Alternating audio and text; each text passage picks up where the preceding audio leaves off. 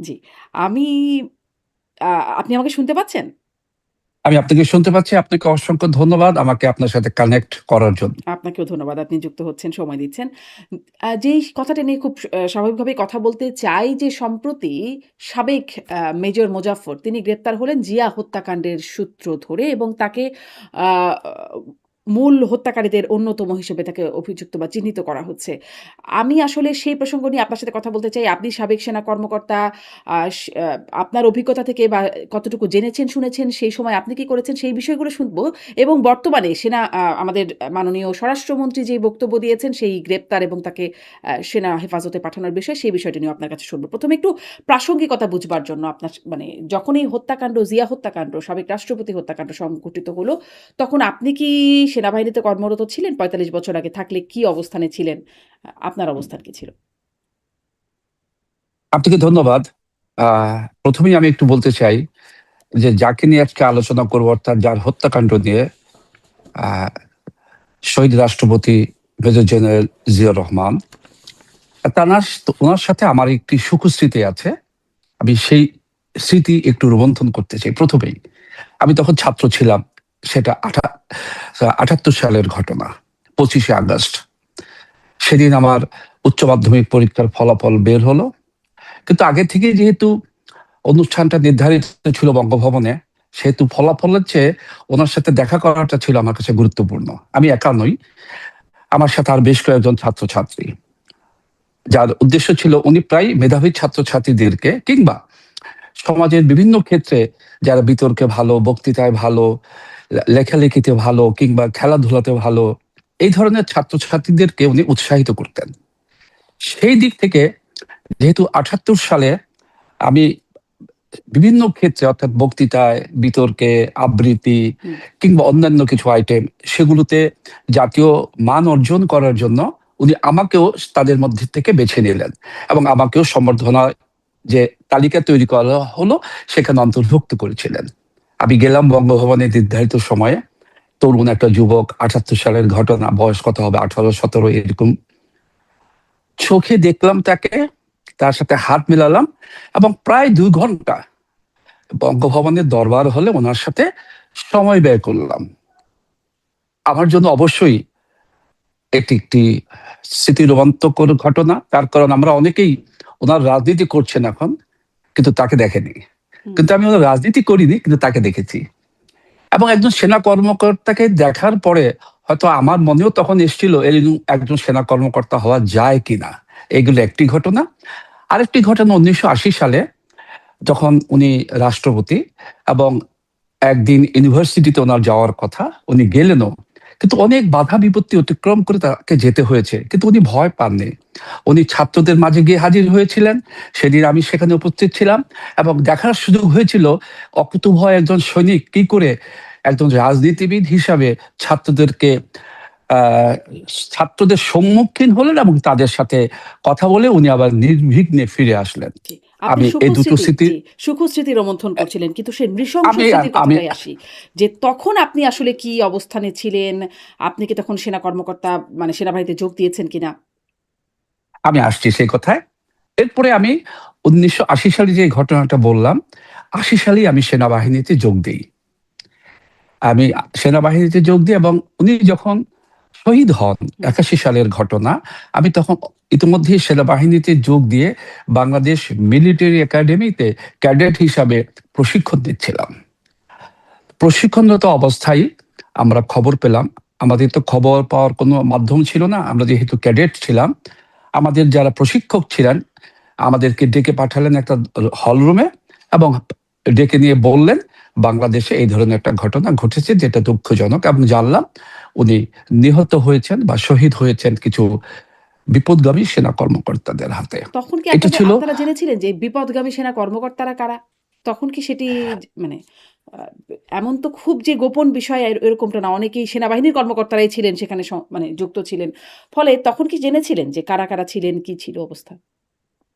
তখন জানার খুব একটা সুযোগ আমাদের ছিল না। কারণ তখন তো গণমাধ্যমের এই ধরনের ব্যাপকতা ছিল না। হুম, আর প্রশিক্ষক যারা থাকে প্রশিক্ষণরত অবস্থায় যারা থাকে তাদের মিডিয়ার কাছে এক্সেসটা অত থাকবে না, তার কারণ তারা প্রশিক্ষণ নিয়ে ব্যস্ত থাকে। সুতরাং আমাদের জানার কোনো সুযোগ ছিল না। আমরা ডানে বামে গেজ করে যা শুনছিলাম, তখন আসলে এই ধরনের নামগুলো আমাদের কানে আসেনি বা আমাদের জানার সুযোগও ছিল না। তবে একদিন দেখলাম যে মিলিটারি একাডেমিতে উনি নিহত হওয়ার পরে একদিন মধ্যরাতে দেখলাম অনেক সামরিক বাহিনীর গাড়ি এসে একাডেমিতে ভরে গেছে। তো যেহেতু দেখলাম ওটা, আমরা ক্যাডেট, আমাদের মধ্যে একটু ভীতির সঞ্চার হলো। আমাদের প্রশিক্ষকরা তখন আমাদের কাছে আসলেন এবং বললেন যে তোমরা কখনো ভয় পাবে না, এটা সামরিক বাহিনীর আভ্যন্তরীণ একটা বিষয় হচ্ছে, তোমাদের জানারও কিছু দরকার নেই, তোমাদের ভয় পাবারও দরকার নেই। কিন্তু আমরা সারা রাত গাড়িগুলো সেখানে দেখলাম এবং আমাদের কমান্ডেন্ট তখন ছিলেন ব্রিগেডিয়ার হান্নান শাহ, যিনি পরবর্তীতে বিএনপিতে যোগ দিয়েছিলেন এবং একজন শীর্ষস্থানীয় নেতা হয়েছিলেন। উনি পরবর্তীতে শুনেছি চাকরি জীবনে যে মধ্যস্থতাকারী হিসেবে ঢাকার সাথে উনি যোগাযোগ রক্ষা করছিলেন। মানে কিসের মধ্যস্থতাকারী? যে বিদ্রোহটা হয়েছিল, সে বিদ্রোহটা যখন সফল হচ্ছিল না, তো সেই সফল না হওয়ার কারণে ঢাকার সাথে একটা নেগোসিয়েশন হওয়ার জন্য, নেগোসিয়েশন তৈরি করার জন্য একটা মধ্যস্থতাকারী দরকার। সেই মধ্যস্থতাকারী হিসাবে ব্রিগেডিয়ার হান্নান শাহ, এই মেজর বিদ্রোহের জেনারেল উদ্দেশ্য কি ছিল? মানে ব্যর্থ কেন বলা হচ্ছে? আর কি হলে সফল বলা হতো? সফল হতো, যে কোনো বিদ্রোহী সফল হবে তখন যখন যারা বিদ্রোহকারী তারা যদি ক্ষমতা দখল করতে পারে। আর সেই ক্ষমতা তারা যদি দখল করতে না পারে তাহলে তারা ব্যর্থ। তারা তো সেই ক্ষমতা দখল করতে পারেনি, সুতরাং এটা একটা বিদ্রোহী, যে বিদ্রোহটা ছিল সেটা একটা ব্যর্থ বিদ্রোহী ছিল। আচ্ছা। বিদ্রোহ প্রসঙ্গে আরেকটু জানবো। কিন্তু আমাদের মাননীয় স্বরাষ্ট্রমন্ত্রী এই মানে মেজর মোজাফফরকে গ্রেপ্তার এবং তাকে সেনা হেফাজতেই আবার সমর্পণ করার বিষয়ে তিনি কথা বলেছেন সম্প্রতি। তিনি বলেছেন যে অবসরপ্রাপ্ত মেজর। তিনি কি মানে অবসরপ্রাপ্ত? তিনি হত্যাকাণ্ডের পরে তার কোর্ট মার্শাল হলো বলে জেনেছি, দণ্ডপ্রাপ্ত এবং তারপরে পলাতক। এই অবস্থায় কি তিনি স্বাভাবিক প্রক্রিয়ায় অবসর নিয়েছিলেন? না, উনি তো আর অবসর নেননি। উনাকে যখন, উনি তো পালিয়ে গেলেন ঘটনাস্থল থেকে, উনি বিদ্রোহের পরে পালিয়ে গেলেন। অর্থাৎ ওনারা যখন পালাচ্ছিলেন, মেজর জেনারেল মঞ্জুর এবং তার সাথে আরো কিছু অনুগামী, lieutenant colonel Motiur Rahman, major Khaled, captain Monir, আরো কয়েকজন যারা পালিয়ে যাচ্ছিলেন, তাদের মধ্যে উনিও একজন ছিলেন।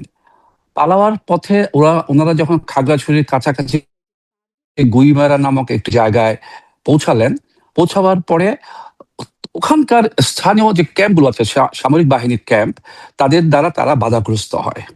বাধাগ্রস্ত হওয়ার পরে কর্নেল মতি এটাকে নেগোশিয়েট করার চেষ্টা করে এবং এক পর্যায়ে উনি গুলি করেন ইসের উপর, যারা বাধা দেয় তাদের উপর। এটা দেখে সৈনিকরা পাল্টা গুলি করে এবং ঘটনাস্থলেই কর্নেল মতি এবং আরেকজন অফিসার নিহত হয়। ওই অবসরে জেনারেল মঞ্জুর উনি স্থান ত্যাগ করে পালাবার চেষ্টা করেন তার পরিবার সহ। মেজর মুজফ্ফরও সেখানে ছিলেন, উনি ওখান থেকে পালিয়ে যান। এই যে মেজর মুজফ্ফর পালিয়ে গেলেন, ধরা পড়ার আগ পর্যন্ত ওনার আর কোনো হদিস ছিল না, সুতরাং উনি পলাতক ছিলেন। যেহেতু উনি তাহলে কি উনি ৪৫ বছর, অবসরপ্রাপ্ত না চাকুরিচ্যুত? কি তিনি? নাকি মানে তার উনি বরখাস্ত, উনি বরখাস্ত? উনি বরখাস্ত, আচ্ছা। বরখাস্ত। তাহলে কি মানে আমাদের মাননীয় স্বরাষ্ট্রমন্ত্রী এটা কি তার স্লিপ অফ টাং নাকি মানে তিনি কেন তাকে অবসরপ্রাপ্ত বলছেন? আসলে আমি এই ব্যাপারে মন্তব্য করব না, এটা ওনার স্লিপ অফ টাং কিনা। সত্যটা হচ্ছে উনি বরখাস্ত। আচ্ছা। তারপরে তিনি মানে আমরা যেটা দেখেছি মানে জেনেছি আরকি পরবর্তীতে যে সেই ঘটনার একটা আ যেটা কোর্ট মার্শাল হয়েছিল, সেখানে ১২ জনকে মৃত্যুদণ্ড দেয়া হয়েছিল। মাত্র ১৯ দিনের একটা বিচার সম্পন্ন করে ১২ জনকে মৃত্যুদণ্ড দেয়া হয়েছিল। মেজর মোজাফফর সহ হয়তো একাধিক পলাতকও ছিলেন সেখানে। স্বরাষ্ট্রমন্ত্রী বলছেন যে যেহেতু সেনা কর্মকর্তার বিচার সেনাবাহিনীর আ মানে আইন প্রযোজ্য হবে। আ এই বিষয়টা আসলে কি বলবেন? মানে তাকে আসলে সেনাবাহিনীর কাছেই সমর্পণ করা হলো, সেনা আদালতেই তার বিচার হতে হবে। বিষয়টা কি মানে সেনাবাহিনীর বিষয়টা কি এরকমই? আমি একটু বলি, সেনাবাহিনীর একটা নিয়ম আছে। নিয়মটা হচ্ছে উনি কিন্তু পালিয়ে গেলেন। তো পালিয়ে যাওয়ার কারণে একটা অফিসার কিংবা ইভেন সৈনিক যখন পালিয়ে যায়, তার জন্য অপেক্ষা করা হয় একটা নির্দিষ্ট সময় পর্যন্ত, ৬০ দিন, ৬০ ডেজ। এই সময়ের মধ্যে সে অফিসার কিংবা সৈনিক যদি ফিরে না আসে, তখন তাকে ডেজার্টার ঘোষণা করা হয়, অর্থাৎ পলাতক। অর্থাৎ তারপরে তখন তার নামে ওয়ারেন্ট বের হয় এবং সেই ওয়ারেন্ট বিভিন্ন থানায় চলে যায় যে তাকে যদি আপনারা পান তাকে গ্রেপ্তার করে সামরিক বাহিনীর কাছে হস্তান্তর করবেন। এটা হচ্ছে নিয়মের কথা। সে নিয়ম ধরেই মেজর মোজাফফরকেও পলাতক ঘোষণা করা হয়েছিল, যেহেতু উনি কর্মস্থলে অনুপস্থিত ছিলেন। 60 দিনের বেশি যখন পার হয়ে গেল তখন তাকে ডেজার্টার ঘোষণা করে দেওয়া হলো। এখন যেহেতু সে ধরা পড়েছে, সামরিক বাহিনীর নিয়ম অনুযায়ী সে বরখাস্ত হোক আর যাই হোক, সে তো ডেজার্টার। সুতরাং সামরিক বাহিনীর কাছে তাকে হস্তান্তর করতে হবে, এটা নিয়মের একটা অংশ। সেই ধারাবাহিকতায় মেজর মোজাফফরকে সেনাবাহিনীর কাছে বা সামরিক বাহিনীর কাছে হস্তান্তর করা হয়েছে এবং তাকে একটা নির্দিষ্ট প্রক্রিয়ার মধ্য দিয়ে যেতে হবে তার এই ফর্মালিটিস গুলো পুরো করার জন্য। এটা করতে গিয়ে এখন তাকে যদি ইন্টারোগেশন করা হয়, জিজ্ঞেস করা হয় কোনো কথা, সেটা হচ্ছে তদন্তেরই একটা অংশ, কারণ তাকে তো ডেজার্টার কিন্তু ঘোষণা জি, করতে ঘোষণা হবে করতে হবে। অফিসিয়ালি। মানে কিন্তু এই যে সেনাবাহিনীর কাছে হস্তান্তর করতে হবে তার বিচার, মানে মাননীয় স্বরাষ্ট্রমন্ত্রী যেটা বলছেন যে সেনাবাহিনীর সদস্যদের বিচার সেনা আইনেই হতে হবে, তারই একটা ব্যাখ্যা আপনার কাছ থেকে শুনছিলাম। কিন্তু ধরেন সম্প্রতি যে গুম সংক্রান্ত অপরাধে তাদেরকে তো সবাইকে তো আসলে আন্তর্জাতিক অপরাধ ট্রাইব্যুনালেই তাদের বিচার করা হচ্ছে। সেখানে তো সেনাবাহিনীর কর্মকর্তারা, ফলে সেনা আইনে বিচার করতে হবে। এই আইনটা খাটলো না কেন তাদের বেলায়?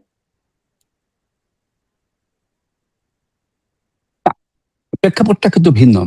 প্রেক্ষাপটটা হচ্ছে, আমি আবারও বলছি, মেজর মোজাফফর পালিয়ে গিয়েছিলেন। হুম, পালিয়ে গিয়ে যাওয়ার পরে ধরা পড়েছেন। ধরা পড়ার পরে তাকে ডেজার্টার ঘোষণা করা হয়েছে, যেহেতু হুম, সেটার অফিসিয়াল কার্যক্রম সঠিক করার জন্য তাকে দরকার সেনাবাহিনীর, এবং সেই কারণেই এটা নিয়মের মধ্যেই পড়ে। সে কারণেই মেজর মোজাফফরকে সেনাবাহিনীর কাছে হস্তান্তর করা হয়েছে এবং একটা প্রক্রিয়ার মধ্য দিয়ে এই প্রক্রিয়াটা সম্পন্ন করা হবে যে উনি বরখাস্ত এবং পলাতক ছিলেন, তাকে পাওয়ার পরে এই প্রক্রিয়াটা সম্পন্ন হলো। হুম।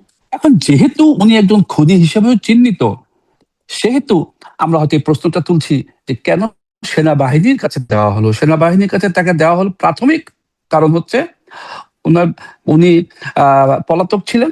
দ্বিতীয়ত, যখন নাকি ওই কার্যক্রম চলছিল, অর্থাৎ জেনারেল জিয়াউর রহমানের হত্যাকাণ্ডের পরে যে সামরিক আদালত গঠন করা হয়েছিল, সেখানে অনেকেরই বিচার হয়েছে এবং বিভিন্ন ধরনের সাজা হয়েছে। তার মধ্যে কিন্তু মেজর খালিদ এবং মেজর মোজাফফর এই দুজনও ছিলেন। কিন্তু মেজর খালিদ পালিয়ে যায়, মেজর মোজাফফর পালিয়ে যায়, যার ফলে তাদের বিচার সম্পন্ন করা যায় না। পরবর্তীতে জানা মতে, জ্ঞাত মতে 93 সালে মেজর খালিদ বিদেশে থাকা অবস্থায় ইন্তেকাল করেন, আর মেজর মোজাফফর গত 45 বছর পালিয়েছিলেন। সুতরাং সেনাবাহিনীর নিয়মের বহির্ভূত কোনো কিছু অংশ এটা না যে তাকে হস্তান্তর করা হয়েছে, এবং সেনাবাহিনীর নিয়ম মানে তো দেশেরই নিয়ম। জি, তা তো বটেই। আ মানে আমি এইজন্যই বুঝতে চাইছিলাম যে যারা এখন এই নতুন গুম সংক্রান্ত আইনে যারা আ তাদের ক্ষেত্রে কি কোনো ব্যত্যয় ঘটলো? নাকি তাদের ক্ষেত্রে বিষয়টা ঠিকই আছে? তাদেরও অনেকে পলাতক আছেন, মানে যাদের নামে ওয়ারেন্ট আছে তারা হ্যাঁ, পলাতক আছেন। জি। তাদেরকে কি যেরকম আপনি হয়তো সেনাবাহিনীতে হস্তান্তর করতে হবে নাকি আদালতে? আর যদি আপনি পলাতকের কথা বলেন, যারা ইতিমধ্যেই কর্মরত অবস্থায় পালিয়ে দেশের বাইরে চলে গিয়েছেন, আমরা অনেকের নাম জানি, যেটা কোথায় আছে আমরা শোনা মতে হুম, জানি, কিন্তু নিশ্চিত না কোথায় আছে। তারা যদি কখনো দেশে ফিরে আসে স্বেচ্ছায়, কিংবা তাদেরকে ধরে নিয়ে আসা হয়, তখন তাদেরকে কিন্তু প্রাথমিক যে আহ, সাজাটা, হুম, প্রাথমিক যে প্রক্রিয়াটা সেনাবাহিনীর মাধ্যমে করতে হবে। তার কারণ 60 দিনের অধিক হয়ে গেলে তাকে ডেজার্টার ঘোষণা করা হয়। তাদের ডেজার্টার ইতিমধ্যেই ঘোষণা করা হয়েছে এবং ফিরে আসতে তাদেরকে সেনাবাহিনীর নিয়মের মধ্য দিয়েই যেতে হবে। কিন্তু যারা অবসর নেয়ার পরে চলে গিয়েছেন, তাদের ক্ষেত্রে কিন্তু এটা প্রযোজ্য হবে না। তারা ফিরে আসতে তাদের দেশের প্রচলিত আইনের মাধ্যমে এটাকে সাজা দেওয়া হবে। জি। মাননীয় স্বরাষ্ট্রমন্ত্রী এও বলছেন যে মানে তাকে সেনা আইনে বিচার করা হবে এবং একই অপরাধের জন্য ২ আলাদাভাবে বিচার করার সুযোগ নাই, বা বাংলাদেশের প্রচলিত আইনের যেটি কথা বলছেন যে একই ব্যক্তিকে তার অপরাধের জন্য ২ বার বিচার করার সুযোগ নাই। কিন্তু যতটুকু আমাদের জানা বা পড়ি, আমরা যতটুকু পড়ে জানি, দেখে জানি, শুনে জানি যে এ এখানে তো মূলত জিয়া হত্যাকাণ্ডের কোনো বিচার হয় নাই। রাষ্ট্রপতি জিয়াউর রহমান তার হত্যাকাণ্ডের তো বিচার হয় নাই। বিচার হয়েছে সেনা বিদ্রোহের। তাই নয় কি? সঠিক। হ্যাঁ, তাহলে কেন রাষ্ট্রপতি জিয়াউর রহমানের হত্যাকাণ্ডের বিচার কেন, মানে তাকে বিচার্য কেন করা যাবে না? মানে সাধারণ এই আইন। প্রশ্নে হুম, আপনার মতো একজন সাধারণ নাগরিক হিসেবে কিন্তু এই প্রশ্নটা আমিও করতে পারি। হ্যাঁ, তার কারণ আহ, জেনারেল জিয়া নিহত হওয়ার পরে কিংবা শহীদ হওয়ার পরে বিএনপি কিন্তু দুবার ক্ষমতায় এসছে। সুতরাং অন্য কোনো দল না করুক, তাদের নিজস্ব দল এই প্রক্রিয়াটা সম্পন্ন করতে পারত। 91 সালে যখন আহ, বেগম খালেদা জিয়া ক্ষমতা আসলেন, উনি এসে কিন্তু প্রাথমিকভাবে জেনারেল জিয়া হত্যার একটা তদন্ত শুরু করেছিলেন। তখন একজন বা দুজন সামরিক অবসরপ্রাপ্ত অফিসারকে তদন্তের স্বার্থে গ্রেপ্তার বলি বা ডেকে নিয়ে কথা বলি, সেগুলো করা হয়েছিল। তারপরে কিন্তু আমরা তার অগ্রগতি আর দেখিনি। এরপর 2001 সালে তো বিএনপি আবার ক্ষমতায় এসেছিলেন, তখন আমরা আর দেখিনি যে এই তদন্ত নিয়ে কোনো অগ্রগতি কিংবা অগ্রসর হয়েছে। আপনার মতো আমার প্রশ্ন যে এটা তখন কেন হয়নি। আর হ্যাঁ, তখন কেন সেনাবাহিনীর হয়নি ক্ষেত্রে মানে যেটা একদমই বলছেন, ঠিক। আপনি যেটা বলছেন যে তারপরে আরো ৩ বার তিনি মানে ক্ষমতায় এসেছিলেন। আড়াইবার বলা চলে। একবার খুব অল্প সময়ের জন্য। কিন্তু তিনি ক্ষমতায় এসেছেন বেগম জিয়া। তখন এটা হয় নাই। এখন আসলে কি হলো যে আ মানে গোয়েন্দা নজরদারিতে তিনি গ্রেপ্তার হলেন। সেটা কি আপনারা কিছু মানে বুঝতে পারেন? জনাব মোতাহার হোসেন? জি। শুনতে পাচ্ছেন? হ্যাঁ, পাচ্ছি বলবেন। আচ্ছা, আপনি যে প্রশ্ন করলেন যে এরপরে কেন এটা হয়নি, এটা আসলে ৩ বার বলবো না, ২ বার। হুম, ২০০১ সাল, আচ্ছা। আর ওদিকে ছিল ১৯৯১ সাল, মাঝখানে ৯৬ সালে ৯৬ তো অল্প সময়ের জন্য। হুম, প্রশ্ন হচ্ছে যে সেনা বিদ্রোহ যেটা হয়েছিল এটা একবারই ঠিক ছিল, কারণ তারা জেনারেল জিয়াকে হত্যা করেছে। কিন্তু হত্যা করার সময় তো তারা সরকারের বিরুদ্ধে বিদ্রোহ ঘোষণা করেছে। তাদের উদ্দেশ্য ছিল বিপ্লবী পরিষদ গঠন করা। সুতরাং সেনাবাহিনীর নিয়মে তো এই ধরনের কোনো নিয়ম নেই। সুতরাং তারা বিদ্রোহী। এই বিদ্রোহীদের বিচার করেছে সেনা আইনে। সুতরাং সেটা সেদিক থেকে ঠিক আছে। যাদের বিচার করেছে তারা কতটুকু সম্পৃক্ত ছিল, তাদের কতটুকু যোগ সাজস ছিল, সেটা যারা বিচারকের ভূমিকায় ছিলেন তারা বলতে পারবেন। কিন্তু বিচারটা ঠিক ছিল যে যে কথা বলে বিচার করা হয়েছে যে তারা বিদ্রোহী। বিদ্রোহীদের সেনা আইনে বিচার করার এখতিয়ার সেনা আইনে দেওয়া হয়েছে এবং সেগুলা সাংবিধানিকভাবে স্বীকৃত। জি। কিন্তু তারপরে মানে আমার প্রশ্নটা এই প্রশ্নটা আপনিও করছেন। কিন্তু কোনো উত্তর মেলে? রাজনীতিবিদ, আপনি গণমাধ্যমেও কাজ করেছেন একটা বড় সময়। ফলে অনেকের সাথে কথা বলবার সুযোগ হয়েছে, জানবার সুযোগ হয়েছে। কেন এই বিষয়টাকে ধামাচাপা দেয়া হলো? ধরেন আপনিও বলছেন যে ২ বার অন্তত তারা ক্ষমতায় এসেছে, বেগম জিয়ার নেতৃত্বে সরকার গঠন করেছে। কেন তখনও হয় নাই? আ মানে এই বিষয়টাকে এড়িয়ে যাওয়া কেন? একটা বিচার বিভাগের তদন্ত কমিশনও গঠন হয়েছিল। সেই কমিটিও কখনো মানে রিপোর্টও কখনো আলোর মুখ দেখে নাই। আ কেন এই ধামাচাপা দেওয়ার কাজটা কেন হলো? আপনার এই প্রশ্ন উত্তরে আমি বলবো যে মেজর মোজাফফর এখন গ্রেপ্তার হয়েছেন। উনি দীর্ঘদিন পলাতক ছিলেন। যেহেতু ওনাকে গ্রেপ্তার করা হয়েছে, একজন জীবন্ত সাক্ষী হিসেবে এখন শুধুমাত্র উনিই আছেন, আর কেউ নেই। আমরা একটু অপেক্ষায় আছি এখন যে ওনার কাছ থেকে কোনো তথ্য বের হয়ে আসে কিনা। তার কারণ উনি জেনারেল মঞ্জুরের একজন ঘনিষ্ঠ সহযোগী ছিলেন। যদিও উনি মেজর ছিলেন, বাট হুম, একজন ঘনিষ্ঠ সহযোগী ছিলেন।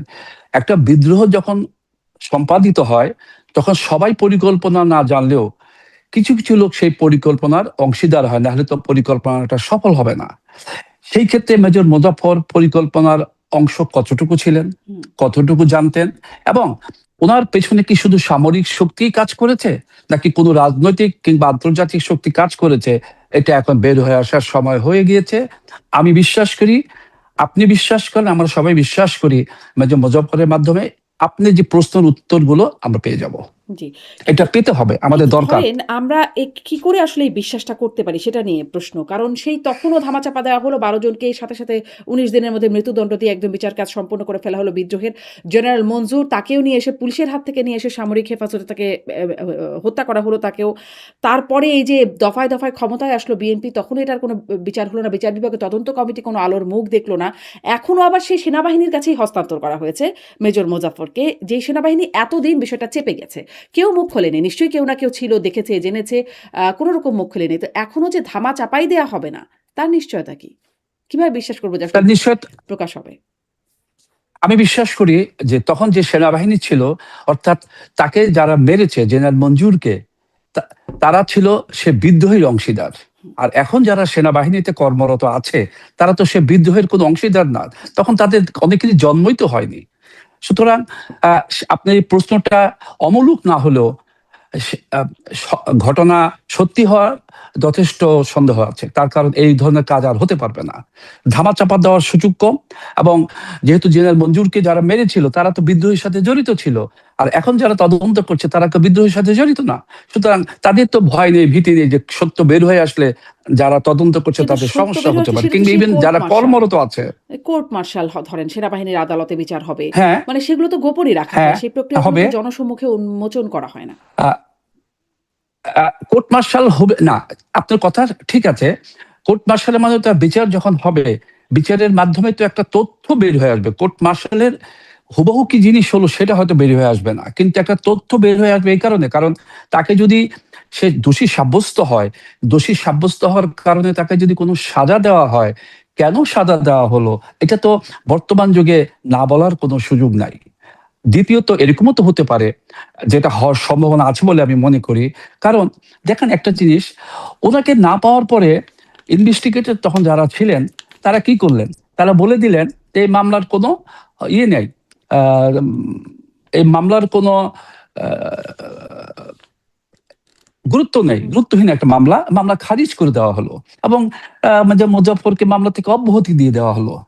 এগুলোর পিছনে তো কোনো না কোনো শক্তি কাজ করেছে। তখন সেনা পর্যায়ে যারা তো ধরেন সেই নেতৃত্বে শক্তিগুলো ছিলেন। যে এখন কাজ করছে না, মানে বারবার প্রশ্নটা এখানে আসে কারণ কি এতবার এই বিষয়টাকে ধামাচাপা দেওয়ার চেষ্টা হয়েছে, সেই একদম হত্যাকাণ্ডের পর থেকে শুরু করে কেউ বিচার কাজ করার চেষ্টাও করলো না, তখনও ধামাচাপা হলো, তদন্ত কমিটিও আলোর মুখ দেখলো না, পরপর দুইবার মানে অন্ততপক্ষে দুইবার ক্ষমতায় আসলো বিএনপি, তারই স্ত্রী হলেন প্রধানমন্ত্রী, তখনও আসলে এটা উন্মোচন করা গেল না। এখনও যখন গ্রেপ্তার হলো সাংবাদিকদের সাথে কোনো কথা বা আদালতে তোলার প্রক্রিয়া না, সেনা হেফাজতে আবার দেয়া হলো, মানে সেখানেও ঠিক ততটুকুই বক্তব্য আসবে যতটুকু আর্মি প্রকাশ করতে চাইবে, সেনাবাহিনী প্রকাশ করতে চাইবে, তার বাইরে তো আসবে না। আপনি ঠিক বলেছেন, যেটা হয়নি 91 সালে বা 2001 সালে সেটা কিন্তু এবার 2026 সালে এসে হয়েছে। অর্থাৎ যেহেতু যে দোষী কিংবা খুনি হিসাবে চিহ্নিত সে গ্রেপ্তার হয়েছে, এবার কিন্তু এড়িয়ে যাওয়ার সুযোগ একেবারেই নাই। কারণ খুনি হিসেবে যারা চিহ্নিত ছিল, দোষী হিসেবে যারা চিহ্নিত ছিল, তারা কিন্তু ধরা পড়েনি। মেজর মোজাফফর ধরা পড়েছে, সে পালিয়েছিল। সুতরাং এবার কিন্তু মেজর মোজাফফরের থেকে আমরা তথ্য পাবো না, জাতি জানবে না, এ ধরনের সুযোগ অবশ্যই কম, কিন্তু ধরা অবশ্যই কম। পড়েছেন মাত্র একজন, মেজর মোজাফফর, বাকিদের তো মৃত্যুদণ্ড তখন কার্যকর করে ফেলা হলো, আর একজন হয়তো পলাতক আছেন, তিনিও কি অবস্থায় আছেন জানা যায় না, এবং তাদেরও অনেক বয়স, তাদের স্মৃতি। না, আমি হুম। না, আমি আপনাকে বলেছি মেজর খালিদের কথা। হ্যাঁ। জ্ঞাতমতে উনি ইন্তেকাল করেছেন 93 সালে। তার মানে সুতরাং জীবন্ত সাক্ষী একমাত্র, একজনই আছে, মেজর মুজাফফর। তো তিনি যদি হ্যাঁ, এখন, তিনি একমাত্র। যদি এখন সুতরাং সঠিক আমরা কথা এখন না তার বলেন ধরেন, হ্যাঁ, মানে যেহেতু তাকে ক্রস চেক করার সুযোগ নাই, তাহলে কিভাবে আসলে সত্য উন্মোচিত হবে? সত্য উন্মোচিত হওয়া বহুত পথ খোলা আছে, যারা ইনভেস্টিগেটর তাদের কাছে জানা আছে। আমি নিজেও যেহেতু একজন সেনা কর্মকর্তা এবং তদন্তের উপর আমার বিশেষ প্রশিক্ষণ রয়েছে, আমি সেই অভিজ্ঞতার আলোকে আমি বলতে চাই, একটা দোষী ব্যক্তি যখন বলতে শুরু করবে তাকে ক্রস চেক করার হয়তো এখন আর সুযোগ নেই, কিন্তু যে প্রক্রিয়ার মধ্য দিয়ে তাকে প্রশ্ন করা হবে, উত্তর নেওয়া হবে, এবং কিছু সিস্টেম আছে, আমি তার কাছ থেকে যতটুকু পাচ্ছি তার কতটুকু সত্য কতটুকু সত্য না সেটা যাচাই করার কিছু পদ্ধতি আছে। সবকিছু করে অন্তত এটুকু বলতে পারি আমার বিশ্বাস থেকে, অভিজ্ঞতার আলোকে, যে এখান থেকে সত্য কিছুটা হলো আলোর মুখ দেখবে, জি। জাতি জানতে পারবে যে আসলে পেছনে কি ছিল। একটা কথা আমি আপনাকে বলি, দেখেন, আহ যখন একটা বিদ্রোহ হয় তখন সেই সময় সেনা পর্যায়ে যারা নেতৃত্বে ছিলেন, তখন তো সেনার নেতৃত্বে ছিলেন জেনারেল এরশাদ, উনি ছিলেন সেনাবাহিনী প্রধান, এবং উনি ঢাকা থেকে এটাকে মনিটরিং করছিলেন। এবং ব্রিগেডিয়ার হান্নান শাহ যখন নাকি ইয়েটা করছিল, নেগোসিয়েশন করছিলেন, তখন কিন্তু ঢাকার সাথে এই নেগোসিয়েশনের যে পয়েন্টগুলো ছিল, 4টা পয়েন্ট, যে এদেরকে বিপ্লবী পরিষদ গঠন করতে হবে, দেশের সামরিক শাসন জারি করতে হবে, আহ, আহ, এবং আরো 2টা পয়েন্ট ছিল, এই যে কথাগুলো ছিল, সেই কথাগুলো কিন্তু ঢাকায় পাঠাচ্ছিল ব্রিগেডিয়ার হান্নান শাহ জেনারেল মঞ্জুরের পক্ষে মধ্যস্থতাকারী হিসেবে। হুম। এখন জেনারেল এরশাদ তো এরপরও অনেক দিন জীবিত ছিলেন, উনি ক্ষমতায় ছিলেন। বিএনপি ক্ষমতা থাকা অবস্থায় উনি যদিও জেলে ছিলেন, সেটা ছিল দুর্নীতির মামলায়, কিন্তু উনি জীবিত ছিলেন দুবার, 2001 সালেও 1991 বিএনপির সালেও। সাথে জোট আমার করারও কাছে প্রক্রিয়া ছিল, জোটে বিএনপির সাথে। আমার কাছে মনে হয় একটা রাজনৈতিক নেত্রী কিংবা নেতা কিন্তু সবসময় একক সিদ্ধান্তে চলে না, বা চলার সুযোগ থাকে না, তার সাথে তো সহযোগীরাও থাকে। এখন সেই সময়কার নেত্রী কতটুকু উপদেশ পেয়েছিলেন, কি পেয়েছিলেন, সেটা তো আর জানার অবকাশ আমার নেই, যেহেতু আমি রাজনীতিও করি না। আমি তখন একজন সেনা কর্মকর্তা ছিলাম। কিন্তু সেখানে যদি কোনো দূরত্ব হয়ে থাকে, কোনো গ্যাপ থেকে থাকে, আমি বিশ্বাস করি বর্তমান প্রধানমন্ত্রীর নেতৃত্বে জাতির জানার অধিকার আছে বিধায় হুম, সেই সত্যটুকু এবার অন্তত বের হয়ে আসবে। জি। মানে কেন রাষ্ট্রপতি তখন হত্যা, দেশের ১ নম্বর ব্যক্তি রাষ্ট্রপতি, তার হত্যা মানে তদন্ত প্রমাণ সেটা জানার অধিকার আমাদের সবার আছে। কিন্তু আমরা সেটি সবার জানলাম আছে? না। মানে এবং উনি ভালো লোক ছিলেন নাকি উনি মন্দ লোক ছিলেন, আমি কিন্তু সেই বিচারে যাব না। উনি দেশের একজন সাধারণ নাগরিকও তো বটে। তা তো বটেই। তারপরে উনি দেশের রাষ্ট্রপ্রধান। একটা রাষ্ট্রপ্রধানকে একটা সামরিক অফিসার গিয়ে গুলি করে মেরে ফেলবে, আমি অন্তত একজন সাবেক সেনা কর্মকর্তা হিসেবে কোনোভাবেই এটা মেনে নিতে পারি না।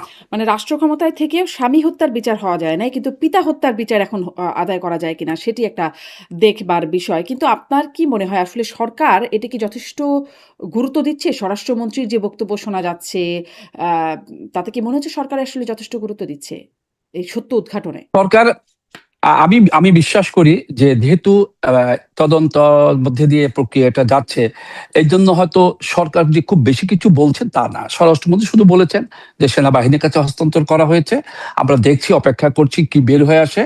কিন্তু আমি বিশ্বাস করি ভিতরে ভিতরে অবশ্যই একটা মনিটরিং চলছে, চলার কথা। এবং জাতি যেন অন্ধকারে না থাকে, আমি আপনার মাধ্যমে বলতে চাই যে কিছু কিছু তথ্য যেটা জানাবার মতো, যেটা জানাবার মতো সেটা জাতিকে জানানো উচিত, যেন আমরাও আশ্বস্ত হই একটা সত্যি প্রক্রিয়ার মধ্য দিয়ে তদন্তটা চলছে। তদন্তের কিন্তু স্বার্থে আমার অনেক কিছু ওইখানেই হয়তো খুব এখন বলবে প্রশ্নটা না। জাগে। ওইখানেই খুব প্রশ্নটা জাগে যখন স্বরাষ্ট্রমন্ত্রী বলেন একই অপরাধে ভিন্ন, ভিন্ন আদালতে ভিন্নভাবে বিচার করার সুযোগ নাই। তখন মনে হয় যে তাহলে জিয়া হত্যাকাণ্ডটাকে কি অপরাধ হিসেবে দেখা হচ্ছে না? মানে বিদ্রোহের অপরাধে তাকে বিচার করা হয়েছে। এই কথাটা প্রসঙ্গে যখন বলছেন তখন কি মনে হচ্ছে যে জিয়া হত্যাকাণ্ডের বিচার কি আবারও এড়িয়ে যাওয়ার একটা জায়গা আ ভাবার সুযোগ আছে কিনা এরকম? আচ্ছা, আপনার প্রশ্ন উত্তরে বলি, যেহেতু বলা হচ্ছে যে একই অপরাধে দুবার বিচার হবে না। যদি মেজর মুজাফফর, যেহেতু আমরা জানি উনি খুনি হিসেবে চিহ্নিত, এটা আমরা ইতিমধ্যেই জানি। হুম। সুতরাং সেনাবাহিনীর প্রক্রিয়ার মধ্যে দিয়েও যদি তার বিচার কার্য সম্পন্ন হয় এবং সেখানে বিচারের যে সাজাটা হবে সেটা আমরা জানি না।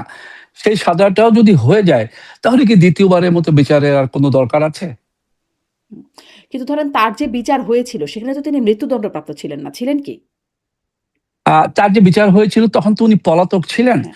কিন্তু রায় উনি তো সেখানে হয়েছিল। রায় হয়েছিল, সেখানে তার রায়ের উনি অংশীদারি ছিলেন না। আপনি প্রশ্ন করতে পারেন যে রায় তো তার বিরুদ্ধে যায়নি। আমি আবারও বলছি, চিটাগাং এ যে বিদ্রোহটা হয়েছিল, আ এখন আমি তো আপনাকে প্রমাণ নিয়ে কথা বলতে পারব হুম, না। যেহেতু আমি দীর্ঘ ৩০ টা বছর সামরিক বাহিনীতে কাজ করেছি, সেটার আলোকে, বিভিন্ন জনের সাথে কথা বলার আলোকে, গণমাধ্যমে কাজ করেছি, সেটার আলোকে আমি যেটা বলতে চাই সেটা হচ্ছে মেজর মুজাফফর তো বিদ্রোহীদের একটা অংশ, এবং সে জীবিত, এবং সে পালিয়ে গিয়েছে। বিদ্রোহের বিচারের সাথে যারা জড়িত ছিল, অর্থাৎ যাদেরকে দিয়ে বিচার কাজ সম্পন্ন করা হয়েছে, তারাও যে প্রভাবান্বিত হয়নি, এটাই বা বুঝি কি করে? সে প্রভাবান্বিত হওয়ার কারণেই হয়তো ওনার কিছু হয়নি। কিন্তু এখন যেহেতু উনি ধরা পড়েছেন, এখন প্রভাবান্বিত হওয়ার সুযোগ কম। আমি সে বিশ্বাস থেকেই মনে করি এবার মেজর মুজাফফরের নিষ্কৃতি পাওয়ার সুযোগ বলতে গেলেই নেই। সত্য বের হবেই এবার। হুম। মানে ধরেন এর আগেও আপনার সাথে সম্ভবত আপনার সাথে এই প্রসঙ্গে কথা হয়েছে যে ১/১১ যারা অপরাধী হিসেবে চিহ্নিত হচ্ছেন, সাবেক সেনা কর্মকর্তারা, শীর্ষস্থানীয় সেনা কর্মকর্তারা যারা গ্রেপ্তার হয়েছেন তারাও অন্যান্য বিভিন্ন মামলায় গ্রেপ্তার হয়ে আছেন। ১/১১ সাথে সম্পৃক্ত যেই অপরাধগুলো বা তারেক রহমানকে খোদ নির্যাতন করবার যে অপরাধ, এটি নিঃসন্দেহে একটি অপরাধ হবার কথা। কিন্তু সেই মামলায় তারা গ্রেপ্তার না। তারা অন্যান্য মামলায় গ্রেপ্তার হয়েছেন। এই যে মোজাফফর যার কথা বলছি, তিনিও বিদ্রোহের মামলায় বা মামলা তো না, কোর্ট মার্শালে তার সাথে সেই বিচার হয়েছে। আ ফলে ভিন্ন, ভিন্ন দিক থেকে এঁকে বেঁকে এসে আসলে মানে ঠিক জায়গাটায় ক্লিক করা হচ্ছে না। বিষয়টা কি এরকম দেখা যাচ্ছে আহ, কিনা? না, ১/১১ প্রেক্ষাপট আর জেনারেল জিয়ার হত্যাকাণ্ড, দুই প্রেক্ষাপট। তা তো বটেই। ১/১১ প্রেক্ষাপট কিন্তু বিদ্রোহ ঘোষণা করে, বিদ্রোহী হয়নি কেউ। হুম, হুম। কেউ মার্শালও জারি করার জন্য বিদ্রোহ করেনি। সামরিক দেশে জরুরি অবস্থা ঘোষণা হয়েছিল, এটা করেছিলেন রাষ্ট্রপ্রধান, তদানীন্তন রাষ্ট্রপ্রধান আহ, জনাব ইয়াজউদ্দিন আহমেদ। সুতরাং সেটা ছিল সাংবিধানিকভাবে বৈধ। কিন্তু আমরা হয়তো প্রক্রিয়াটাকে কি হয়েছিল, নেপথ্যে কি ছিল সেটা বের করেছি এখন। আর জেনারেল জিয়াকে যে হত্যাকাণ্ডটা করা হয়েছে সেটা তো কোনোভাবেই বৈধ না আছে। সেনাবাহিনীর কিছু বিপদগামী অফিসার তারা বিদ্রোহ করেছে, রাষ্ট্রপ্রধানকে হত্যা করেছে। সুতরাং আসলে এটার সাথে ওটা মেলাবো না, কিন্তু দুটোই ভালো কাজ না। হুম। সবচেয়ে নিন্দনীয় কাজ হচ্ছে একজন রাষ্ট্রপ্রধানকে গুলি করে হত্যা করা। এটার বিচার হতে হবে এবং আমি বিশ্বাস করি হবে। তবে একটা প্রশ্ন হতে পারে এখন, এই মেজর মোজাফফর গত ৪৫ বছর দেশে আসেননি কিংবা এসেছেন কিনা, আসলে কিভাবে আসলেন, উনি কোথায় ছিলেন, কিভাবে থাকতেন? যতটুকু শুনেছি, জেনেছি, খবর পেয়েছি যে উনি ৯৬ সাল বা ৯৭ সাল পর্যন্ত দেশের বাইরেই ছিলেন। ৯৮ সাল থেকে উনি দেশে আসেন, থাকতে শুরু করেন এবং আজ অবধি উনি দেশে ছিলেন। প্রশ্নটা হচ্ছে, যদি উনি ৯৮ সালে আহ, দেশে ফিরে আসেন, ৯৮ সাল থেকে ২০০১ সাল পর্যন্ত একটা সরকার ছিল, যদি সেই সরকারের ছত্রছায়া উনি পেয়ে থাকেন, ঠিক আছে। ২০০১ সাল থেকে তো ২০০৬ সাল পর্যন্ত আবার অন্য একটি সরকার ক্ষমতায় ছিল, যেটা ছিল জেনারেল জিয়ারেরই গঠনকৃত দল। সেই সময়টায় উনি কি করে দেশে থাকেন, সেই সময়টায় আপনার গোয়েন্দা সংস্থাগুলো কি করেছে, এগুলো একটু দেখা দরকার বলে আমি মনে করি। এগুলা মনে এই জন্য করি, ভবিষ্যতের জন্য যেন এগুলো শিক্ষা হয়ে থাকে। এরপরে আবার যখন ২০২৬ সালে ফেব্রুয়ারিতে বর্তমান সরকার ক্ষমতায় আসলেন, তো মেজর মোজাফফরের তো বোঝা উচিত যে অন্তত সেটা, যে এই সরকার আবার যদি তাকে খোঁজ করে, এখন তাকে খোঁজ করবে না এই ধরনের আশ্বাস উনি পেয়েছিলেন। কারণ ২০০১ সাল থেকে তো ২০০৬ সাল পর্যন্ত উনি দেশে ছিলেন জানা জানা মতে। তাহলে ২০২৬ সালে এসে হয়তো উনি ওই ধারণা থেকেই দেশে থেকে গিয়েছেন। কিন্তু বিচারের বাণী তো নীরবে নিভৃতে কাঁদে। বিচার হয়তো তার পক্ষে আর যায়নি কোনো কিছুই, এবং উনি ধরা পড়েছেন। এই তথ্যগুলো, এই যে প্রশ্নগুলো করলাম, এগুলো কিন্তু এখন বের হয়ে আসার সময় হয়েছে। আমি বিশ্বাস করি এগুলো বের হয়ে আসলে এই পিছনে কোনো আন্তর্জাতিক শক্তি তো পরের কথা, রাজনৈতিক আভ্যন্তরীণ কোনো শক্তি কাজ করেছে কিনা সেটা অন্তত জাতি জানতে পারবে। জি। যেই বিশ্লেষণগুলো এর মধ্যে আপনিও নিশ্চয়ই শুনেছেন, গণমাধ্যমে অনেক কথা হচ্ছে এটা নিয়ে। মানে অনেক বিশ্লেষকরাই বলছেন, সাবেক সেনা কর্মকর্তা থেকে শুরু করে যারা বিশ্লেষণ করছেন, বলছেন অনেকেই যে এই হত্যাকাণ্ডের সাথে তৎকালীন সেনাপ্রধান জেনারেল এরশাদ তিনি জড়িত। তার সম্পৃক্ততার কথা পরবর্তীতে আওয়ামী লীগের মানে আওয়ামী লীগের সম্পৃক্ততার কথাও কেউ বলছে। আবার ভারতীয় গোয়েন্দা সংস্থা রয়ের নাম উচ্চারিত হচ্ছে। এগুলো নিয়ে আপনার কি মন্তব্য? মানে এই বিশ্লেষণগুলো নিয়ে? আসলে কি, আপনার মধ্যে কিন্তু আমিও, আপনি যেরকম আপনিও তো একদম গণমাধ্যম কর্মী, আপনিও দীর্ঘদিন ধরে কাজ করছেন, আপনিও বিভিন্ন সময় বিভিন্ন লোকের সাথে যোগসূত্রের কারণে অনেক কিছু জেনেছেন। আর আমি গণমাধ্যমে কাজ করেছি, একই সাথে সেনাবাহিনীতে কাজ করেছি।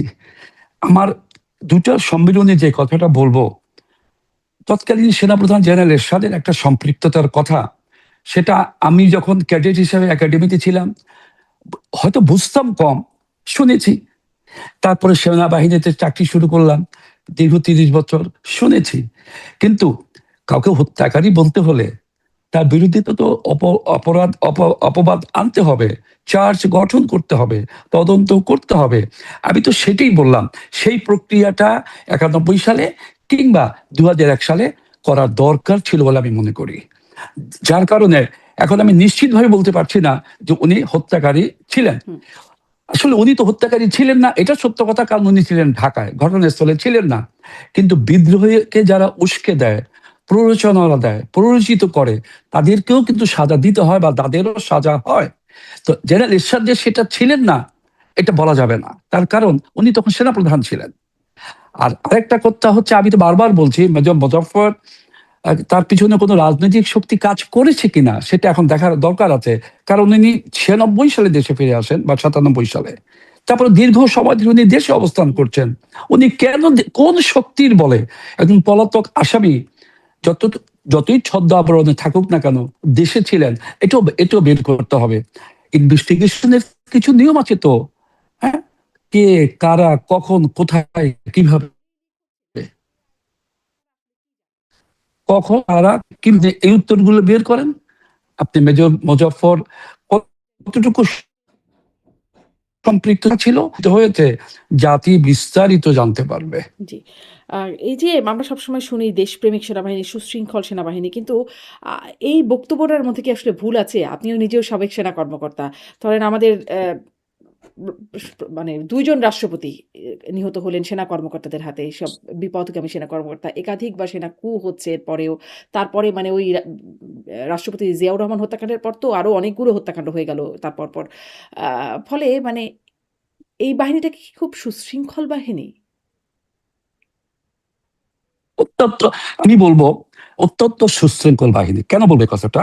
কারণ হচ্ছে আমি নিজে কিন্তু দেশে না, আমি বিদেশে ৩ বছর কাজ করেছি জাতিসংঘ শান্তিরক্ষী বাহিনীতে, এবং বাংলাদেশ সেনাবাহিনী জাতিসংঘ শান্তিরক্ষী বাহিনীতে কন্ট্রিবিউটিং কান্ট্রি হিসেবে ১ নম্বর থাকে। হুম। এবং এমনও সময় গিয়েছে যে জাতিসংঘ বাংলাদেশের কাছে আরো সৈনিক চেয়েছে, আমরা দিতে পারিনি। এটার একটাই কারণ, বাংলাদেশ অত্যন্ত সুশৃঙ্খল একটা বাহিনী, সেনাবাহিনী বা সশস্ত্র বাহিনী। এরকম দেশের বাইরে প্রত্যেকটি সুশৃঙ্খল, দেশের বাইরে না না না, সুশৃঙ্খল, আমি আমি দেশের ভেতরে ঠিক না? না না না না না, আমি আমি আমি আপনার উত্তর দিচ্ছি। বাহিনীতে পথগামী এবং বিপদগামী এটা সবসময় থাকবে। সংখ্যার আলেখ্যে সংখ্যার আলেখ্যে বিপদগামী সংখ্যাটা অত্যন্ত কম। কিন্তু বিপদগামী যারা হয় তাদেরকে ধরারও তো একটা সুযোগ আছে, আমাদের আমাদের কিছু গোয়েন্দা সংস্থা আছে। তো সেখানে তাদের ব্যর্থতা আছে কিংবা ছিল কিনা সেটা খতিয়ে দেখা দরকার। তবে যতটুকু জানি, জেনারেল জিয়া যখন চিটাগাং যখন গিয়েছিলেন, তখন গোয়েন্দা সংস্থা তাকে কিন্তু, সুতরাং গোয়েন্দা সংস্থা কোন প্রেক্ষাপটে না করেছিল সেটাও একটু খতিয়ে দেখা দরকার। তাদের কাছে কি তথ্য ছিল সেটাও খতিয়ে দেখা দরকার।